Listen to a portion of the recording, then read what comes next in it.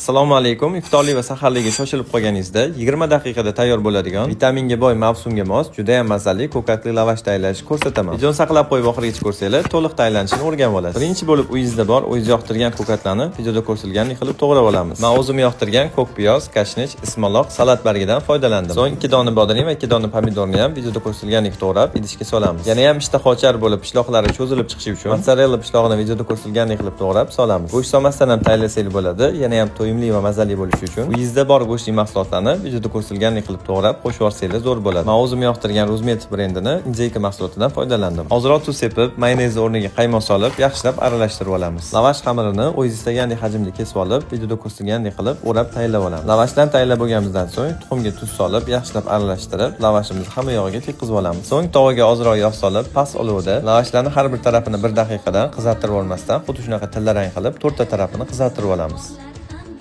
To'liq retsepti souslari bilan pastga yozib qoldiraman. Video foydali bo'lgan bo'lsa, yaqinlarga jo'natib, bitta like aytmasanglar xursand bo'laman.